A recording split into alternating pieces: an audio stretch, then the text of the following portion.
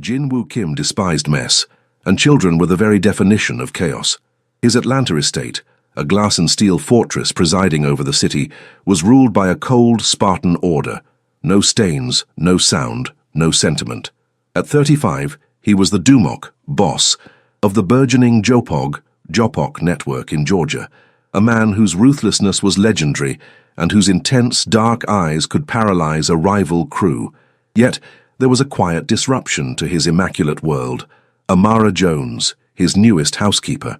She was a silent force, a shadow of rich brown skin and tightly coiled braids, who cleaned his clutter with painful efficiency. Amara possessed a steady composure that intrigued him, a deep resilience etched in the exhaustion beneath her expressive eyes. Jin-Woo knew only that she was a single mother, and that simple fact was a warning of vulnerability. He paid her generously to ensure compliance, but his profound distaste for any form of dependency was why he had insisted on one ironclad rule. Her children, under no circumstances, were allowed near his property. That rule, he would soon discover, was the one law even the great Dumok of Atlanta could not enforce. Jin-Woo's law could bend the entire city, but it did not apply to hunger. Jin-Woo's kitchen was a shrine to opulence, larger than Amara's entire two-bedroom apartment. It was a monument to excess, with marble counters stacked with exotic fruits and commercial equipment she didn't even know how to operate. She usually cleaned it after his private chef had left, the lingering scent of galbi and truffles hanging heavy in the humid southern air. Tonight, her heart hammered against her ribs as the clock ticked past midnight. She'd stayed late to clean up a spill in the boss's study, and her nerves were frayed, her stomach hollow. She thought of her children, 7-year-old Nia and 4-year-old Malik, huddled in their beds pretending not to notice the lack of dinner. Childcare costs had swallowed the grocery money. Shame was a tight, cold fist in her gut, but the primal need of a mother for her young was stronger. Her exhaustion was a mask, her pride a brittle shield. She only needed scraps, a few forgotten crusts of his artisan bread, maybe some leftover slices of prosciutto, or a small carton of the expensive, untouched yogurt.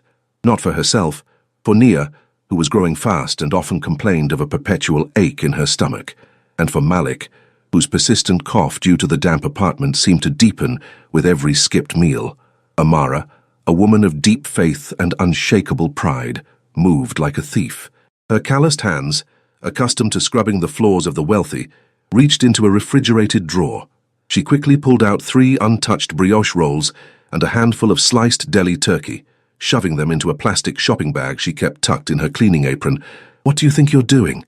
The voice was a low, controlled growl, yet it carried the weight of a firing squad. Amara froze, the air escaping her lungs in a shaky gasp. The plastic bag slipped from her grip, and the brioche rolls hit the marble floor with a pathetic thud. She turned slowly, her face already hot with mortification. Jin-Woo Kim stood framed in the kitchen entrance. He hadn't walked in, he had simply materialized. His dark, intense eyes tracked her every movement, the coldness in them more chilling than the refrigerator she'd just robbed. He was dressed in a pristine silk shirt, unbuttoned just enough to reveal the sharp lines of his collarbones, and the distinct tiger, Ho-Rang-I tattoo in black ink on the left side of his neck, an emblem of dangerous elegance. "Boss Kim," she whispered, her voice barely a breath. The tension was a physical pressure against her chest. She fought to straighten her spine, salvage what little dignity she had left. I apologize. I'll put it back right away." His lip curled in an expression that wasn't quite a smile, but definitely a judgment. "Right away, and then what? You go home to your known address, only to do the same thing tomorrow? Theft, Ms. Jones, is not a profession I condone, especially not on my territory." "I'm not stealing to live," she managed, her voice gaining a surprising tremor of strength despite her terror. "I'm stealing to eat. It's different. It's a distinction only the desperate make." He took a slow step forward, and she didn't flinch, a fact that seemed to genuinely surprise him. He was accustomed to people shrinking away from his power. "It's a breach of trust. I could have you gone. No reference, nothing. You're fired." The blow was sharper than a physical strike. "Please, Boss Kim," she pleaded, her voice cracking. "I beg you. I need this job. My children, they haven't eaten today. I wouldn't ask if—" The shame broke, and a single tear of despair tracked a path down her rich brown cheek. "They're little, I'm all they have." He watched the tear fall. His eyes, usually granite, reflected a flicker of Han, a deep, complex sense of loss or injustice. Perhaps for his own difficult past or for the sheer ugliness of her desperation. "Your children," he stated, his tone unchanged. "I always knew you had children, and I explicitly told you, keep them away from here. Children bring emotion. And emotion brings weakness." "They are not weak," she countered, wiping the tear away with a trembling hand. "They are the strongest people I know. They are just hungry." His gaze locked onto the stolen food, then back to her. He began to slowly circle her, evaluating her not as a person, but as a compromised asset. "I don't deal with problems. I deal with control." He stopped in front of her, his proximity making her heart race. "You are inefficient in your employment if you are so desperate for 3 brioche rolls that you risk your salary. If I allow you to walk back onto the street, you'll be back to this in 2 days. That does not solve my control problem." Jin-woo pondered, his sharp jawline taut. The Jopok Code valued loyalty, even if it had to be bought, and he had a violent aversion to loose ends.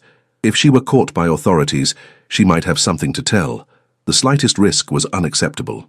"Here is my deal," he said, his voice low and laden with unspoken menace. "You steal from me. Now I will make you steal from yourself. To keep this job, you must be under my control. Total control." Amara felt her anxiety coiled tight. "What do you mean?" "I mean your problem is logistics. You can't work and care for them and keep them fed, so I solve the logistics." He gestured toward the empty bag. "Go home. Bring your children back here by dawn." She stared at him, disbelief washing over her. "To the mansion? But you said—" "I said I did not want them here, and I do not. But if they are under my roof, they are not starving, and you are here. I see you. I control you. It is the only way to ensure you never break my rules out of desperation again." His gaze was calculating, not kind. "You will live in the staff quarters. You will clean. You will cook. In return, food and shelter for your children. No argument, no questions. And they must be silent." Amara Jones, the proud fighter, knew this was a devil's bargain, but she looked at her life, at her son's cough, and her daughter's hunger. What was her pride worth against their safety? "You are offering this to me," she said, hesitant. "I am demanding it," he corrected, his face impassive. "I am not doing charity, Miss Jones. I am securing an asset. You and your children are now an extension of my security system. If you cause trouble, if you make me look weak, you will regret more than your hunger." She felt the weight of his word, heavier than any weapon, but her back was against the wall. "All right, Boss Kim," she said, her voice a defeated whisper. "By dawn, we'll be here. But know this, they are not toys, and they are not silent." He merely nodded, his attention already drifting from her, back to his own impenetrable thoughts. "Go." Amara gathered the brioche rolls from the floor and left, her heart hammering. She had traded her freedom and her dignity for a cot and some food, and now she was going to sleep under the roof of a man who saw her only as a vulnerability. But when she reached her damp apartment and saw her children sleeping huddled together, she knew she had made the choice any mother would. Safety came first. At dawn, Amara returned, her children clinging to her hands. Nia, wide-eyed and terrified, and Malik, who hid behind his mother's legs. Jin-woo descended his glass staircase, wearing a perfectly tailored dark blazer. His gaze landed on the 2 children, tiny and vulnerable, in the center of his world. Nia looked up, and the fear in her eyes was pure. Jin-woo saw himself reflected in her. He recoiled. It wasn't disgust he felt. It was something far more dangerous, a sharp pang of responsibility. The presence of the children in the mansion was like a jarring, off-key note in a symphony of control. Jin-woo rarely saw them, but he felt them. He smelled the faint scent of coconut soap and baby lotion lingering in the air that had previously only smelled of oak and money. He spent his long working hours in his glass office, but his focus was fractured. Amara and her children were housed in a suite of guest rooms he barely used, far from his main quarters, but still less than 100 feet away. Her anxiety was a constant hum. She cleaned his apartment with renewed intensity, her life and her children's safety dependent on her discretion. She cooked for them secretly in the staff kitchen, but the chef had already noticed the inventory shift. The first true interaction came a week later. Jin-woo came downstairs for a late breakfast. The dining room, designed for high-stakes dinners, was empty save for him. However, the silence was shattered by a tiny cough from the hallway. Malik. The boy stood near the door, rubbing his sleepy eyes, his oversized pajamas slightly rumpled. Nia, already dressed in clean clothes Amara had laundered in the staff facility, tugged on her brother's hand, pulling him back. Amara was nowhere in sight. She would be cleaning the private gym on the other floor. Malik shrugged off his sister's hand and took a step.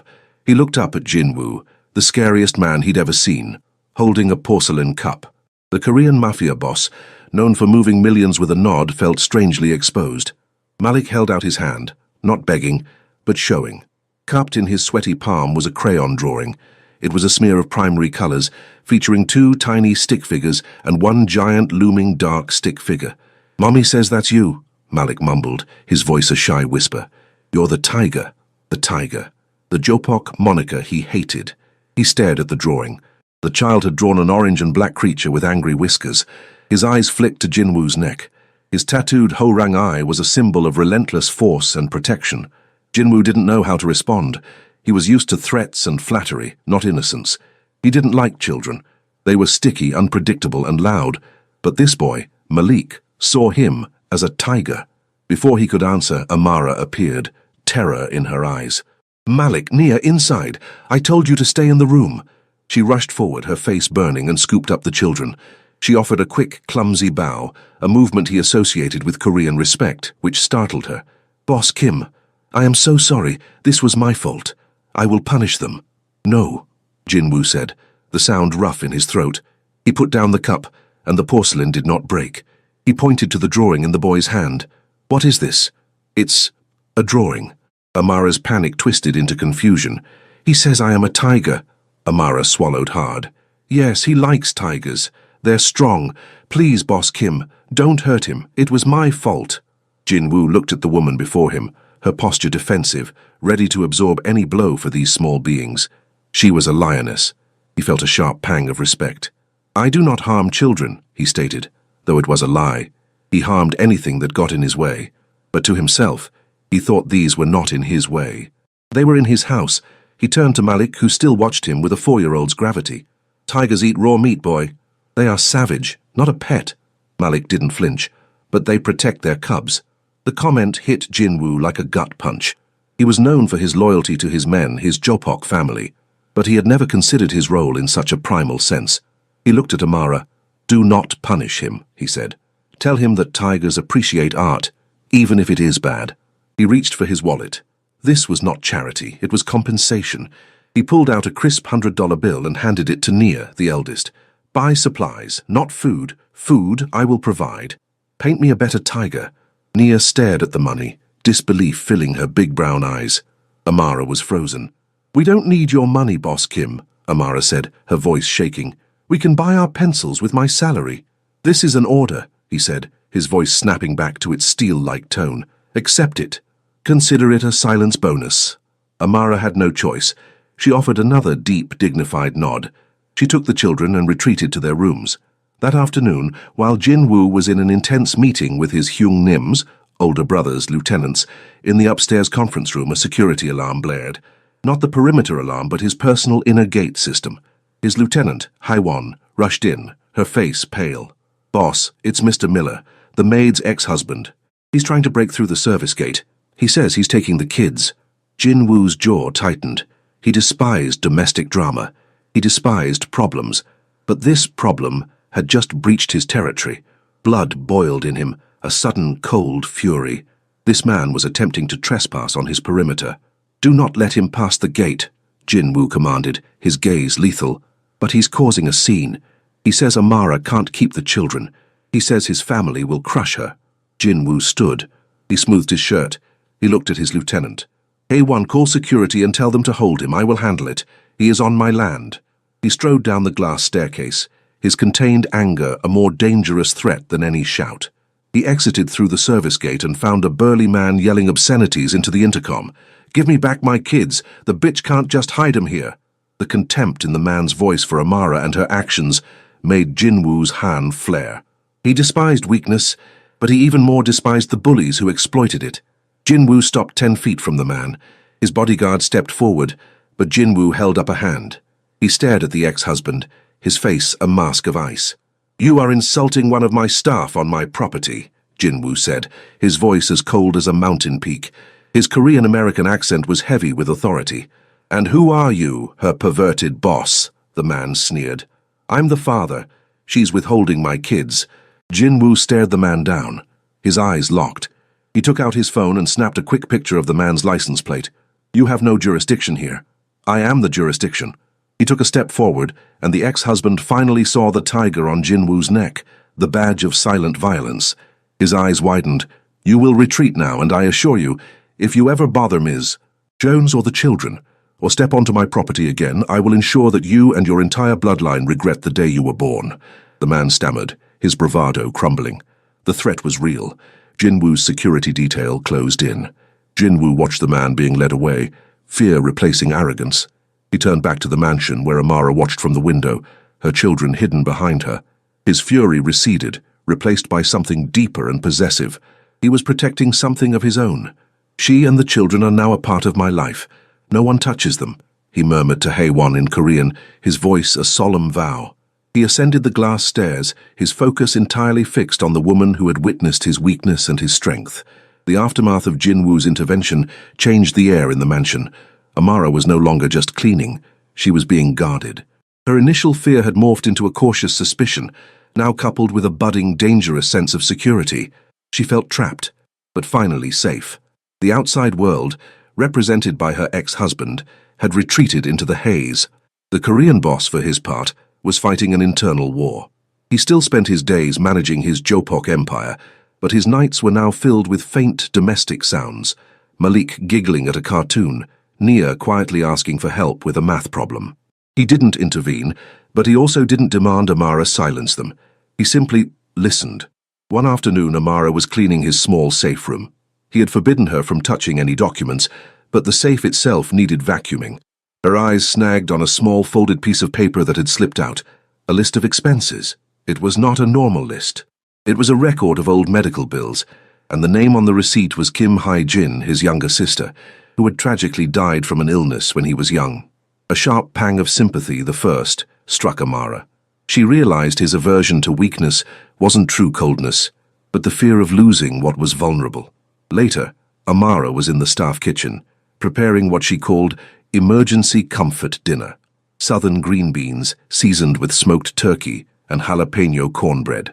The scent, rich and savory, wafted through the ventilation. Jin-woo came downstairs, his brow furrowed. "What is that smell?" he asked, his tone demanding control. "It's green beans, Boss Kim. It's soul food, stuff that grows down south." He raised an eyebrow. "I do not eat stuff that grows. I eat samgyeopsal." "I know what you eat," Amara shot back, stirring a pot of beans. "And you need more than pork fat and soju to fuel a tiger. Your charges need something substantial. They need soul." He stopped at the threshold, his arms crossed over his muscled chest. "Do not call your dishes soul food in my territory." "Why? Are you afraid it'll give you one?" she challenged, her defensive posture giving way to defiance. She was a woman of fierce pride. He had given her safety, but she would not give him her spirit. He offered a slow, unnerving half-smile. He stepped closer to the counter, his shadow falling over her. "I am afraid of nothing, Ms. Jones, except losing control. And you are an unacceptable risk to my control." He picked up a spoon and tasted the green beans. His dark eyes locked on hers, his gaze piercing. He said nothing, but his expression softened a fraction. "It is salty, but it has flavor," he admitted. The word flavor almost an insult. "Thank you," Amara replied dryly. "It's the best compliment I've ever received." Her eyes drifted to the tattoo on his neck.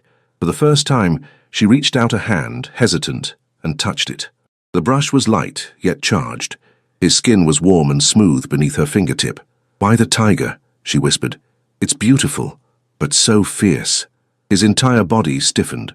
No one had touched him, much less his mark, in years. His pulse quickened. "It is to remember that the only way to survive is to be the predator, not the prey," he answered, his voice lower than usual. "I am prey," Amara said, withdrawing her hand, heat rushing to her face. "And you protected me. That doesn't make you a predator. That makes you a protector." He pulled away, the moment of vulnerability stinging. He had no counter to her logic. She was humanizing him, and he hated it. That evening, the external threat finally showed its teeth. Jin-woo was sipping soju and trying to ignore the laughter filtering up from the staff quarters when Haewon, his lieutenant, burst into his office. "Boss, news from New York. The Japanese clan, the Yakuza, They found a leak in the system. They know you have Ms. Jones and the children here. Jinwoo's face hardened into a lethal mask. How? The ex-husband. He has old connections. He sold the information that your weakness is a black woman and her children. They say it is a disgrace to the Jopok, and proof that you have gone soft, American. They say if you do not surrender them, they will strike. Jinwoo's head pounded. His life was control, and now the entire underworld knew of his blind spot. He didn't hate children. He hated what they did to his power. Where are Amara and the children? He asked, his voice a low thunder. In the room. They are sleeping. Jinwoo grabbed his blazer, his face cold. Prepare security. No one else needs to know this. If they think I am weak, I will show them what an American Korean tiger does when his cubs are threatened. He had to get them out. He had to protect them. But his fury wasn't just protection, it was possessiveness. They were his now, part of his territory. Amara was being woken by a terrified Naya. "Mommy, there are big men outside, with guns." Amara sat up. She felt no fear. She felt a cold anger. She ran to the window and saw Jinwoo's men arming themselves. The door burst open. Jinwoo stood there, dressed in black, his eyes blazing. He was there to save them, or to take them. "You and the children, now. To the bunker," he commanded, his voice leaving no room for negotiation. At that very instant, a Yakuza sniper sent a warning. A bullet tore through the living room window upstairs, shattering the grand crystal chandelier.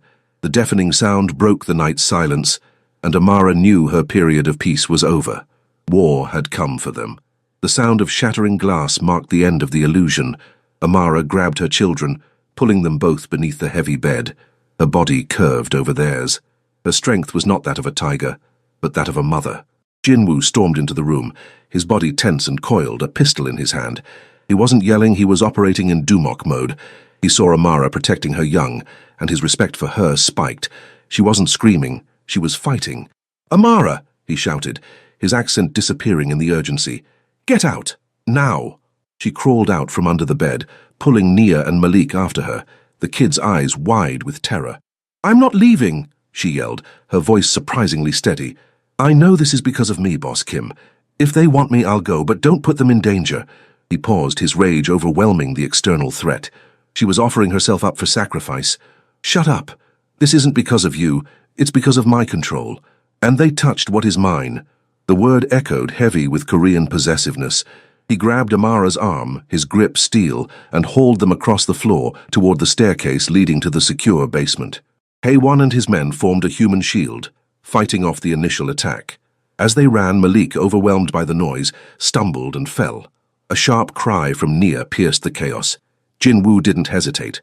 He released Amara, scooped up the boy, and tucked him against his chest, his trained hands shielding the small body. Malik clung to his shirt. He looked down at the child, then at Amara. For the first time, his dark eyes weren't empty. They were blazing. Protection was the most primal thing he had felt in years. He was willing to die for them. They reached the underground bunker. It was a soundproof, luxurious suite. Jinwoo threw the children onto the bed, and Amara tumbled in beside them. He slammed the steel door shut with a heavy thud. "I have to go out there," he said, already turning. "No." Amara grabbed his hand, her fingers clamping around his wrist. "You're bleeding." A shallow cut on his forearm was dripping blood onto the white marble floor. He hadn't even noticed. "It is nothing," he said, pulling his arm away. "It's everything," Amara countered, her voice an urgent whisper. "You go out there and you will die. Don't. Stay with us. You already saved us, now save yourself." He looked at her face, her natural beauty highlighted by fear, but her resolve stronger. She was begging him to live, to stay, not for her salvation, but for his. "If I stay here, they will come for us. They will burn the house to get us out. I have to be a predator, Amara, not a victim." "Be a protector, then," she challenged. "You don't have to kill them. You just have to stop them." Her word hit him. She was right. He could use his brain, not just his gun. He could give them what they wanted, but on his terms. He didn't have to hide. He had to assert. He looked down at Nia, who held out a small cartoon bandage from the drawer.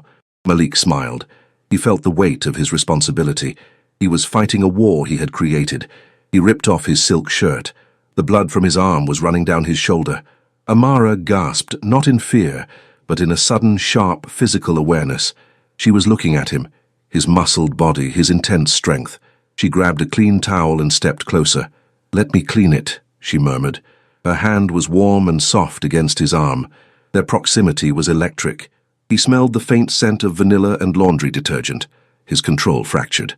"You are trouble, Amara," he growled, his voice husky. "The biggest trouble I have ever had. You are making me feel things." "Good trouble or bad trouble?" she asked, her gaze fixed on the wound. "Dangerous trouble," he admitted. He leaned in, his eyes locked on her lips. His heart hammered in his chest. His breath met hers. He was fighting the impulse. A kiss interrupted by gunfire was something he couldn't risk. "I'm not leaving," Amara said, pulling back slightly. "Give me your gun. I'll stay and fight with you."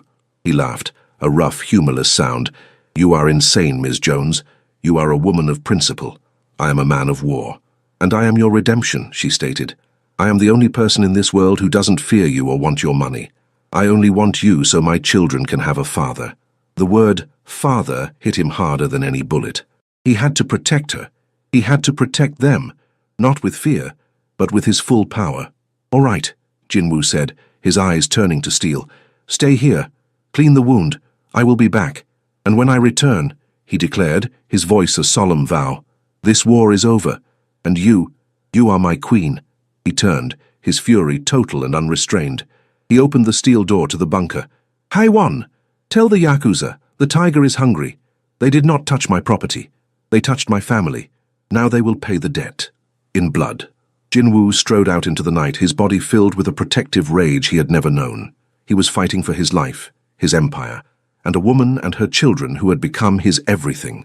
Amara, leaning against the steel door, listened to the gunfire echo, her heart beating a frantic rhythm. She felt fear, but she knew that for the first time he was fighting not just for control, but for love. Morning arrived not with its usual peaceful order, but with the heavy silence of devastation. Shuttered windows, the smell of smoke, and the sound of quiet cleanup crews upstairs. Amara, Nia, and Malik emerged from the bunker. They found Jinwoo in the living room, covered in soot and dried blood that wasn't his own. He was slumped on his leather sofa, his elbow resting on his knee, exhausted but victorious. Haiwan and his men had controlled the situation. The Yakuza had been dispersed and neutralized. The threat had been eradicated. Amara rushed to him, not to judge, but to hold him. She ignored the blood, the danger. She held the man. "You're okay," she whispered, her voice tight. He gripped her, his strength breaking, his face buried in her box braids. "I'm okay, you're okay, they are okay," he repeated, his voice slightly ragged. His life was chaos, but they were his anchor. Nia and Malik hesitated. They didn't know how to react. They had seen the monster, the tiger. Jinwoo pulled Amara away and knelt down. He looked at Nia, her eyes still wide with fright. "I won't hurt you. This is not your world, it is mine, and I will keep it away from you." Malik ran forward and hugged Jinwoo's leg. "Thank you, Tiger," he said, his voice full of trust. Nia stepped forward. She didn't hug Jinwoo. She looked at him, at his tattooed neck. "Are you leaving now?" she asked, the fear of abandonment thick in her voice. "You saved us already. Are you going to run away like my other father?" Her question hit him in his core. His own father, the first Dumok, had emotionally abandoned him for his empire. He knew what it was to be left by a father. He looked at Amara, then at the children. He stood and pulled a small dark wooden box from the inner pocket of his blood-stained blazer. It wasn't a diamond ring, it was a traditional Korean bracelet, a jade and gold doljanchi given to children on their first birthday. But it had two, one small, one tiny. He handed Nia her bracelet. "This charm," he said, speaking more to Amara than to the child, "is to show that my Jong, my deep connection and loyalty is with you. I do not run, I build, and I protect." He looked at Amara. "Nia and Malik are a part of me now. They humanized me. They made me see that strength is not just control, but the willingness to protect what is vulnerable. I cannot live in a world where you and they are not safe." Amara felt tears stream down her face. She knew this wasn't a proposal. It was a declaration of war on his past and a vow for their future. "I love you, Jinwoo," she said, her voice a whisper. "I do, but I am not a queen who sits in a cage. I am a fighter. I will only be yours if I am your partner. I will not live in the staff quarters. I am the mother of these children. I am your counsel." "I know," he responded, his voice filled with reverence. "You are already running my house, and my heart." He held out his hand. "Amara Jones, stay with me, not as my maid, but as my family, as my wife. And I promise that for them I will clean up my world, not your dirt. I will give them a safe life. They will have both sides, your soul and my domain." Amara smiled, a blindingly bright smile of relief and love. She grasped his hand, her brown skin against his pale. "Yes, Jinwoo. Yes, I'll stay. But the kids are learning Korean and how to make soul food. They will learn galbi and respect," he replied, pulling her into an intense, chaste kiss that was more of a promise than a passion. Later that day, Jinwoo placed a video call to his traditional stern mother in Korea. "Mother," he said, speaking in Korean, "I have found my family. She is a strong woman, African-American with 2 children. They are my weakness and my strength. I am bringing them home. Kyung." His mother did not respond with anger. She merely looked at the screen, at the exhausted pride in her son's eyes, and at the picture of Amara on his desk. She sighed, a deep, accepting sound. "The tiger has found his territory, Jinwoo. Protect them well. They are your blood now." He hung up. The weight of his legacy settled. He was still the Dumok, but his empire now included a 7-year-old girl who needed help with fractions, and a 4-year-old boy who saw him as a hero. Amara came into the room with Nia and Malik. Malik handed Jinwoo a new drawing. The tiger, now smiling, with 3 stick figures safely nestled underneath. Jinwoo picked up Malik. He looked at Amara, his tiger eyes soft and possessive. "Let's go see the city, Queen. Our city." The family walked out onto the balcony, the Atlanta skyline stretching before them, a world Jinwoo once dominated with fear, but would now rule with love. 1 year later, the scent of roasting galbi mixed with the savory aroma of slow-cooked collard greens in the Kim mansion. The fusion wasn't just on the plates, it was in the air. Jinwoo was still the Dumok, but the lines of his control had shifted. He had streamlined his organization, focusing on legal enterprises, guided by Amara's practical mind.